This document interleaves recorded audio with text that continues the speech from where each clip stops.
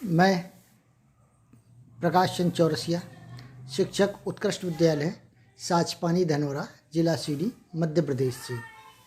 आज हम हिंदी व्याकरण के अंतर्गत सबसे महत्वपूर्ण टॉपिक समास, और समास में भी सबसे महत्वपूर्ण टॉपिक है तत्पुरुष समास, उसका अध्ययन करेंगे।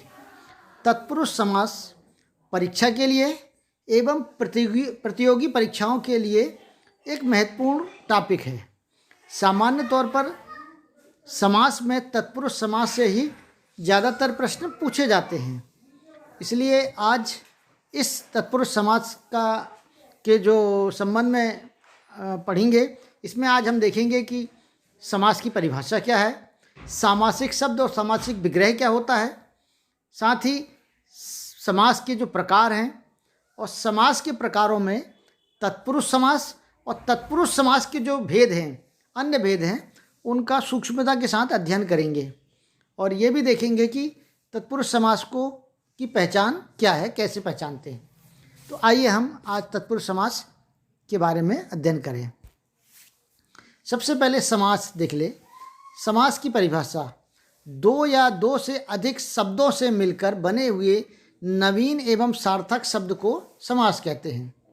जब दो या दो से अधिक शब्द मिलते हैं तो वो समास कहलाते हैं। जब दो या दो से अधिक वर्ण मिलते हैं तो वो संधि कहलाती है। तो यहाँ एक मूल अंतर समझने का है कि समास और संधि में अंतर क्या है। तो दो या दो से अधिक शब्द जब मिलते हैं तो उनको हम क्या कहते हैं, समास कहते हैं। और इन दो या दो से अधिक शब्दों से मिलकर जो नवीन एवं सार्थक शब्द बनते हैं वो समास कहलाते हैं। अगर दो शब्दों से मिलकर सार्थक शब्द नहीं बनेंगे तो हम उनको समास की श्रेणी में नहीं मानते, अर्थात सार्थक शब्द होना आवश्यक है। जैसे एक उदाहरण के लिए अगर अपन बात करें तो राजा का पुत्र, तो राजा का पुत्र अर्थात राजपुत्र। अब ये राजा का जो पुत्र हुआ, ये मतलब इनको जब हमने इकट्ठा करे तो और एक सार्थक शब्द बना, वो जो राजपुत्र, लगभग दोनों का अर्थ एक ही निकलता है। तो यहाँ पर ये एक उदाहरण था। दूसरा उदाहरण हम देखेंगे कि घन की तरह श्याम अर्थात घनश्याम, ये भी समास का एक उदाहरण है और ये समास का है। अब इसमें दो शब्द आते हैं। पहली बात तो एक राज और दूसरा पुत्र, इसी तरह एक घन एक श्याम। तो पहला जो पद होता है वो पूर्व पद कहलाता है और दूसरा जो पद होता है उसको उत्तर पद कहते हैं, या प्रथम पद और द्वितीय पद भी कह सकते हैं, या पूर्व पद और उत्तर पद भी कह सकते हैं। तो ये दोनों मिल जाते हैं तो वो एक शब्द बन जाता है, वो समास कहलाता है। अब इसमें जब दोनों शब्द मिल जाते हैं तो उसको हम कहते हैं सामासिक शब्द। जैसे यहाँ राजा का पुत्र है तो इसमें जो राजपुत्र लिखा है वो एक सामासिक शब्द है, क्योंकि दो या दो से अधिक शब्दों को मिलाकर बनाए हुए एक शब्द सामासिक शब्द या समस्त पद कहलाता है। तो यहाँ पर राजपुत्र एक सामासिक शब्द हुआ, और जब इस राजपुत्र को हम अलग अलग कर देते हैं तो उसको कहते हैं समास विग्रह। जैसे तो राजपुत्र को अगर हम अलग अलग कर देंगे तो राजा का पुत्र, इसी तरह घनश्याम जो सामासिक शब्द है, इसको घन की तरह श्याम अगर कह देंगे तो ये कहलाता है, इसका विग्रह कर दिया गया। समास का क्या कर दिया गया, विग्रह कर दिया गया। तो समास विग्रह, संधि का विच्छेद होता है। यहाँ पर ये भी समझने लायक है कि संधि को जब अलग अलग वर्णों में हम करते हैं तो वहाँ संधि का विच्छेद होता है, लेकिन जब समास को अलग करते हैं तो समास का क्या होता है, विग्रह होता है। तो अंतर में भी जब दोनों का लिखते हैं तो ये एक प्रमुख अंतर के रूप में जाना जाता है। तो इस तरह समास को जब हम अलग अलग कर देते हैं तो वो समास विग्रह कहलाता है। तो ये हमने देखे समास की परिभाषा, सामासिक शब्द और समास विग्रह। अब आगे देखेंगे हम समास के प्रकार। हिंदी में समास के प्रमुख 6 प्रकार बताए गए हैं। पहला है अव्ययी भाव समास, जिसको हमने पूर्व के वीडियो में पढ़ चुका है। दूसरा है तत्पुरुष समास, तीसरा है कर्मधारय समास, चौथा है द्विगु समास, पांचवा है द्वंद्व समास और छठवां है बहुब्रीहि समास। अब ये 6 समासों में से आज हम प्रमुख रूप से जो पढ़ रहे हैं वो है तत्पुरुष समास। तो आइए अब हम देखें तत्पुरुष समास के संबंध में।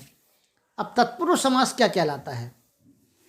तत्पुरुष समास में दूसरा पद, जिसे हम उत्तर पद भी कहते हैं, मैंने पिछले बार भी बताया था आपको, दूसरा जो पद, दो पद होते हैं, पूर्व पद मतलब जो पहले आता है और उत्तर पद जो बाद में आता है। तो दूसरा पद जिसे हम उत्तर पद कहते हैं वो प्रधान होता है और कारक का लोप करके दोनों पदों को मिला दिया जाता है। मतलब प्रथम पद और उत्तर पद दोनों को जब मिला दिया जाता है तो वो क्या बन जाता है? तत्पुरुष समास बन जाता है। तो दूसरा पद जो है जिसे उत्तर पद कहते हैं वो प्रधान होना चाहिए। तो तत्पुरुष समास की प्रमुख विशेषता ये है कि दूसरा पद प्रधान होना चाहिए और कारक का बीच में लोप हो जाता है, तो वो तत्पुरुष समास बन जाता है। अब उदाहरण के लिए देखिएगा, पर्वतमाला अर्थात पर्वत की माला। तो यहाँ पर जो की शब्द है, की का वगैरह जो है वो एक कारक के रूप में है, तो ये पर्वत की माला।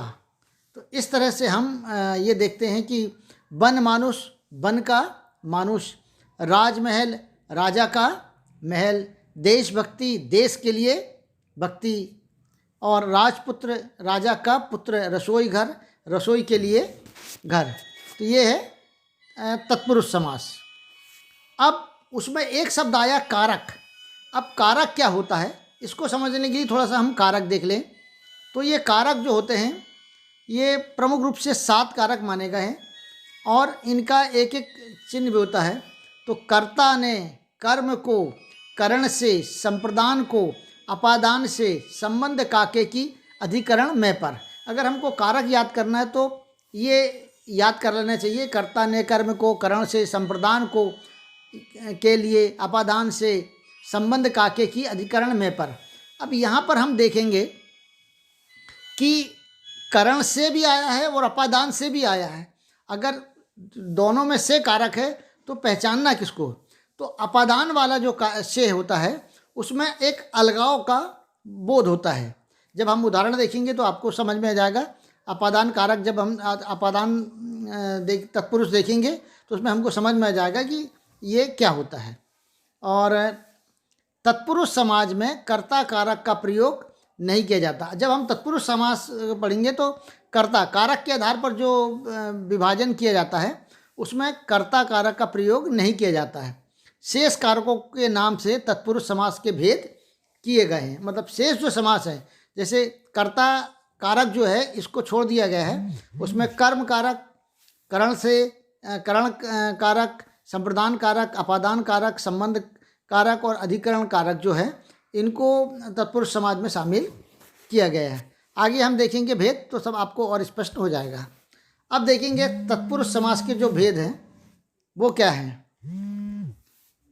तत्पुरुष समास के भेद अगर हम देखें तो तत्पुरुष समास के प्रमुख निम्नलिखित भेद हैं। इनमें से प्रथम 6 समास कारक से संबंधित हैं और एक नियज तत्पुरुष पृथक से है। ये जो आखिरी वाला नियज तत्पुरुष है इसमें कर्ता कारक का प्रयोग नहीं होता और कर्ता जो कारक होता है उसका प्रयोग इसमें नहीं होता। कारकों में जो कर्ता कारक उसको छोड़ दिया गया है, बाकी अन्य 6 कारकों का को माना जाता है। तो ये है, तो पहला है कर्म तत्पुरुष। ये तत्पुरुष समास के भेद के अंतर्गत है। कर्म तत्पुरुष, करण तत्पुरुष, संप्रदान तत्पुरुष, अपादान तत्पुरुष, संबंध तत्पुरुष, अधिकरण तत्पुरुष और नियज तत्पुरुष, निय तत्पुरुष। तो इस तरह से ये तत्पुरुष समास के 7 प्रमुख भेद हैं। अब इनको हम पृथक पृथक अध्ययन करेंगे। पहले देखिए हम कर्म तत्पुरुष। कर्म तत्पुरुष इसको हम द्वितीय तत्पुरुष भी कहते हैं, द्वितीय तत्पुरुष भी कहते हैं। अब द्वितीय तत्पुरुष क्यों कहते हैं कि जो कर्म तत्पुरुष होता है ये कारकों में दूसरे स्थान पर आता है। पहला है कर्ता ने, दूसरा है कर्म से।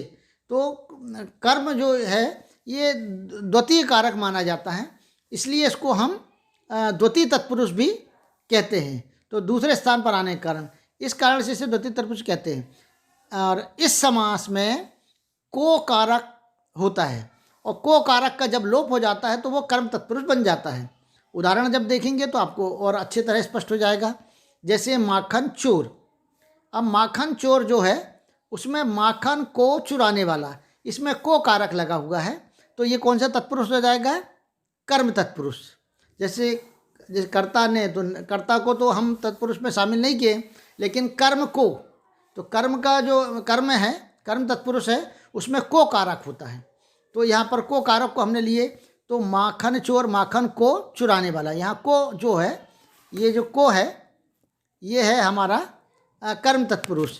इसी तरह गगन चुंबी, गगन को चूमने वाला, कालजयी, काल को जीतने वाला, सर्वज्ञ, सभी को जानने वाला, यहाँ जीतने वाला लिखा गया है, वो जानने वाला, सर्वज्ञ यहाँ पर जानने वाला, तो सभी को जानने वाला। विश्वजीत, विश्व को जीतने वाला। इस तरह से हम देखेंगे कि कर्म तत्पुरुष में जो होता है वो कर्म तत्पुरुष में मतलब को कारक अब होता है, और जब को कारक का लोप हो जाता है, जैसे माखन को चुराने वाला, अब इसमें को कारक को का लोप कर दिया जाता है, तो ये क्या बन जाता है, माखन चोर। तो इस तरह से ये कर्म तत्पुरुष बन गया, और ये आशा है कि आपको अच्छा लगा होगा। इसके बाद हम देखेंगे करण तत्पुरुष। करण तत्पुरुष, करण जो होता है तत्पुरुष, ये कारकों में तीसरे स्थान पर होता है, इसलिए इसे तृतीय तत्पुरुष भी कहते हैं। तो यहाँ पर हमने देखिए तृतीय तत्पुरुष के नाम से हम जानते हैं इसको। और इसमें से या के द्वारा कारक शब्द का लोप होता है। इसके जो कारक होते हैं वो से या के द्वारा होते हैं। अब देखेंगे, आप उदाहरण के लिए देख लेंगे, जैसे पहले देख लें अपन, रस भरा, अर्थात रस से भरा, तो इसमें से कारक का प्रयोग हुआ है, और से कारक का प्रयोग हुआ है इसलिए इसको हम करण तत्पुरुष कहते हैं। तुलसी कृत, तो तुलसी से कृत, तो तुलसी से कृत है, तो तुलसी कृत हो गया, इसमें भी से कारक का प्रयोग हुआ। पद दलित, ये भी इसमें पद से दलित, यहाँ हम देखेंगे ये जो भाग है से है, से कारक का प्रयोग होता है। शोकग्रस्त, शोक से ग्रस्त, से कारक का है। अब अगला है रेल द्वारा, तो रेल के द्वारा, ये भी जो है रेल के द्वारा, तो यहाँ के द्वारा कारक का प्रयोग किया गया, और के द्वारा कारक का प्रयोग, से या के द्वारा कारक का जब प्रयोग किया जाता है तो वहाँ पर करण तत्पुरुष होता है। विधि प्रदत्त, विधि के द्वारा प्रदत्त, तो यहाँ पर भी के द्वारा के वो हुआ है, इसलिए अब उसको क्या कहते हैं हम कि करण तत्पुरुष है। तो ये द्वितीय तत्पुरुष, तृतीय तत्पुरुष के रूप नाम से हम जानते हैं, ये तत्पुरुष का द्वितीय भेद है। अब अगला देखेंगे हम संप्रदान तत्पुरुष। संप्रदान तत्पुरुष जिसको हम चतुर्थ तत्पुरुष भी कहते हैं, चतुर्थी तत्पुरुष समास भी कहते हैं। यह समास में यह चौथे स्थान पर रहता है। यह समास में यह जो कारक होता है वो चौथे स्थान पर, संप्रदान जो कारक होता है वो चौथे स्थान पर रहता है, इसलिए इसे हम चतुर्थ तत्पुरुष भी कहते हैं। इस कारण से ये जो चौथे स्थान पर होने के कारण इसको हम क्या कहते हैं, चतुर्थ तत्पुरुष कहते हैं। इसमें के लिए कैसे कहते हैं ना, कर्ता ने कर्म को करण से संप्रदान को या के लिए का प्रयोग ज़्यादातर होता है, तो संप्रदान को या के लिए का प्रयोग इसमें होता है। तो उदाहरण देखेंगे, हथकड़ी, हाथ के लिए कड़ी, तो ये कहलाता है हथकड़ी, तो यहाँ पर के लिए कारक का प्रयोग हुआ है। दूसरा है देशभक्ति, देश के लिए भक्ति, तो इसका प्रयोग होता है। और उसका प्रयोगशाला, प्रयोग के लिए शाला, दान पत्र, दान के लिए पत्र, और रसोई घर, रसोई के लिए घर, तो यहाँ संप्रदान तत्पुरुष का प्रयोग हुआ है अगर इस तरह के शब्द आते हैं तो। आगे देखेंगे हम, चौथा है अपादान तत्पुरुष। अपादान तत्पुरुष में भी से का लोप होता है, लेकिन अब इसको थोड़ा सा समझ लीजिएगा। अपादान तत्पुरुष में भी से का लोप होता है, तो ये जो से होता है इसका ये अलगाव का बोधक होता है। इसके पहले जो से आया था उसमें अलगाव का बोध नहीं था, लेकिन इसमें जो से होता है मरण, मतलब इसके पहले करण तत्पुरुष में हमने देखे थे उसमें भी से शब्द आता है, लेकिन और इसमें भी से आता है, तो यहाँ पर एक कन्फ्यूजन की स्थिति बन सकती है कि ये अपादान तत्पुरुष है कि करण तत्पुरुष है। तो यहाँ पर से जो शब्द होता है वो अलगाव का बोध कराता है, अलगाव से अलगाव कराता है, और अगर अलगाव का बोध करा रहा है तो वहाँ अपादान तत्पुरुष है, और अगर अलगाव का बोध नहीं कराता तो वो करण तत्पुरुष है। जैसे उदाहरण देखेंगे हम कि धनहीन, अर्थात धन से हीन, यहाँ पर जो से शब्द है से हीन मतलब ये अलगाव का बोध करा रहा है। तो धन से हीन मतलब धन नहीं है, तो यहाँ पर ये अपादान तत्पुरुष होगा। पद से भ्रष्ट अलगाव, देश से निकाला ये अलगाव वाली बात है। हृदय से हीन ये भी अलगाववादी है, और चरित्र से हीन तो ये भी अलगाववादी है। तो इस तरह से हम देखेंगे कि अपादान में भी से कारक का प्रयोग होता है, लेकिन ये जो से होता है वो अलगाव का बोध कराता है, इसलिए उसको अपादान तत्पुरुष भी कहते हैं। अगला हम देखते हैं संबंध तत्पुरुष। संबंध तत्पुरुष कारक में षष्ठम स्थान पर होने के कारण इसे षष्ठम तत्पुरुष भी कहते हैं। इसमें का के की कारक का लोप होता है, अर्थात दोनों संबंध और दोनों पदों में संबंध बताए जाते हैं, मतलब दोनों पदों में संबंध होते हैं, इसलिए इसको संबंध तत्पुरुष कहते हैं। और इनके बीच में जो कारक होता है वो का के की का प्रयोग होता है, और अगर इस कारक का लोप हो जाए तो वो संबंध तत्पुरुष समास बन जाता है। अब उदाहरण देखेंगे हम। राजपुत्र अर्थात राजा का पुत्र, राजा और पुत्र दोनों के बीच में एक संबंध है, तो राजा का पुत्र यहाँ पर का कारक है, तो राजा का पुत्र ये जहाँ संबंध प्रदर्शित होते हैं तो वहाँ संबंध तत्पुरुष हो जाता है। विद्यासागर विद्या का सागर, यहाँ पर का के की जो होता है वो कारक का प्रयोग होता है। देवालय देव का आलय, तो देवालय। राजाज्ञा राजा की आज्ञा, ये राजाज्ञा, इसमें भी की का प्रयोग है। चंद्रोदय चंद्रमा का उदय, तो चंद्रमा का उदय। तो इस तरह से इनमें संबंध होता है और इसीलिए इसको, और इनके बीच में काके की कारक का प्रयोग होता है, इसलिए संबंध तत्पुरुष समास कहलाता है। आगे देखेंगे हम अधिकरण तत्पुरुष। इसको हम सप्तमी तत्पुरुष भी कहते हैं। इसमें कारक सप्तम स्थान पर होने के कारण इसे सप्तमी तत्पुरुष भी कहते हैं। इनमें मैं पर कारक का लोप होता है, या तो मैं शब्द आता है या कारक या पर आता है, ये मैं और या पर, तो इसका प्रयोग होता है। उदाहरण देखेंगे हम। शरणागत शरण में आया हुआ, यहाँ पर मैं कारक का प्रयोग हुआ है। पुरुषोत्तम पुरुषों में उत्तम, पुरुषोत्तम। लोकप्रिय लोगों में प्रिय, लोकप्रिय। शोकमग्न शोक में मग्न, और घुड़सवार घोड़े पर सवार, यहाँ पर मैं और पर इन दो कारकों का प्रयोग हुआ है, इसलिए ये अधिकरण तत्पुरुष की श्रेणी में आते हैं, जिसको हम सप्तमी तत्पुरुष भी कहते हैं। आगे हम देखेंगे नियत तत्पुरुष समास।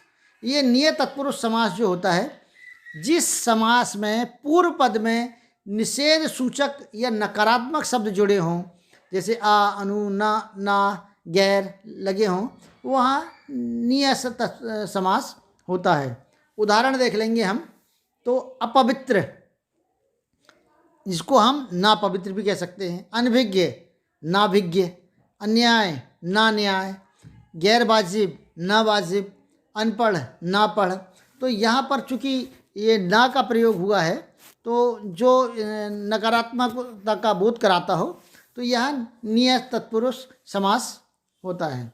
तो इस तरह से हमने आज तत्पुरुष समास क्या है, समास क्या होता है, तत्पुरुष समास क्या है, तत्पुरुष समास के क्या क्या भेद हैं और इनको कैसे पहचानते हैं, उदाहरण द्वारा समझने का प्रयास किया है।